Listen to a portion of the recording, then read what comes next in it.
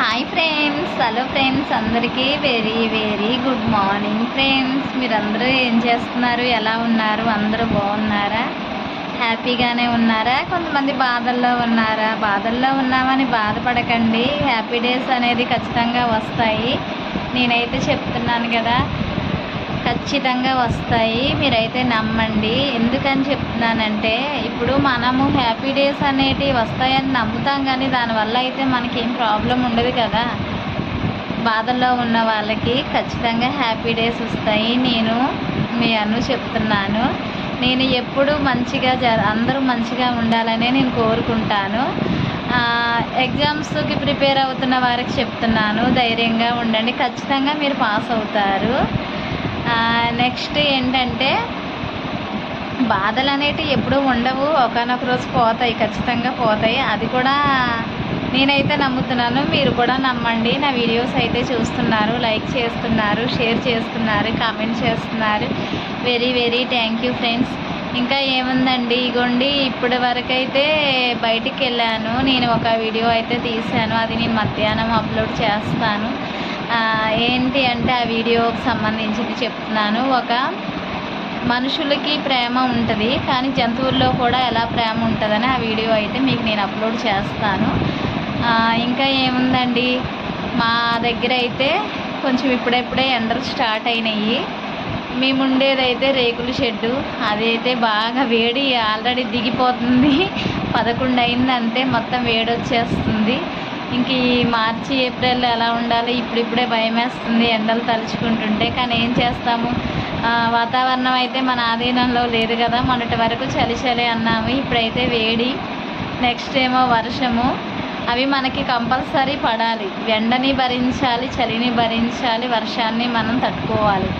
అవన్నీ కూడా మన వాటి వాతావరణం కూడా మన బాడీ మీద మంచిగా, అంటే ఎండ తగలాలి బాడీకి. నెక్స్ట్ వర్షం కూడా మనం తడవాలి. నెక్స్ట్ ఏంటంటే, చలికి కూడా మన బాడీకి చలి కూడా వేయాలి.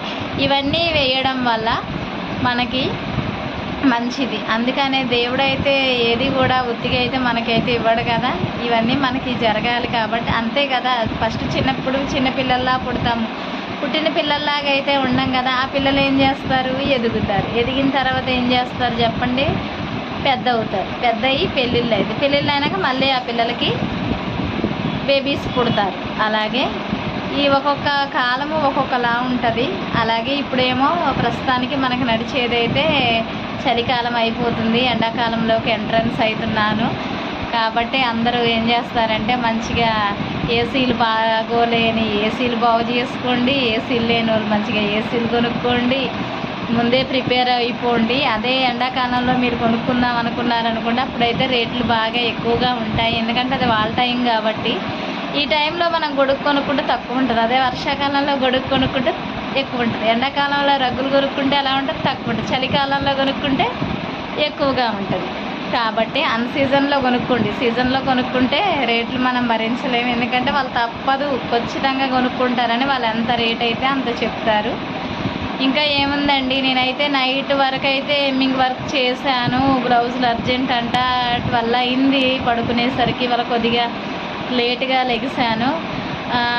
ఇంకా ఏముంది, నేనైతే అందరి వీడియోస్ అయితే చూస్తున్నాను. కొందరైతే వీడియోస్ అప్లోడ్ చేసి తర్వాత వాయిస్ ఇస్తున్నారు, కొందరు వాయిస్ ఇస్తూనే మాట్లాడుతున్నారు. నేను అయితే వెనక నుంచి అయితే వాయిస్ ఇవ్వట్లేదు, డైరెక్ట్గా వాయిస్ ఇస్తున్నాను. ఇంకా నేనైతే ఇంకా చాలా వీడియోస్ అయితే షూట్ చేసి మీకు అందరికీ చెప్పాలి. నాకు అనిపిస్తూ ఉంటుంది, ప్రతి దాని గురించి మీతో షేర్ చేసుకోవాలి, ప్రతి విషయం మీకు చెప్పాలి, మీతో పంచుకోవాలి.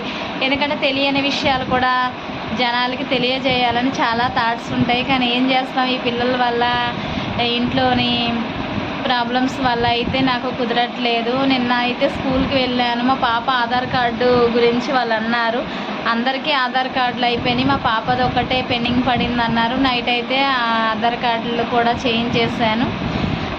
ఇంకా ఏంటంటే ఫ్రెండ్స్, ఇప్పుడు ఏదైనా మనం మీ సేవకే వెళ్ళినప్పుడు అది మనం ఫస్ట్ నేమ్ ఎలా పడుతుందని మనమైతే ఫస్ట్ చూసుకోవాలి.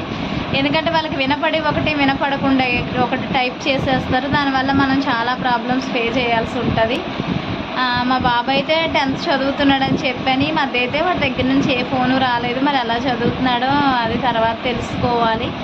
ఇంకా ఊరు వెళ్ళాలనుకున్నాను కానీ అది ఇప్పుడు కుదరట్లేదు, వెళ్ళట్లేదు. బహుశా అయితే వెళ్ళట్లేదు. ప్రస్తుతానికైతే రాజమండ్రిలో ఉన్నాం కదా, ఇప్పుడు అక్కడికి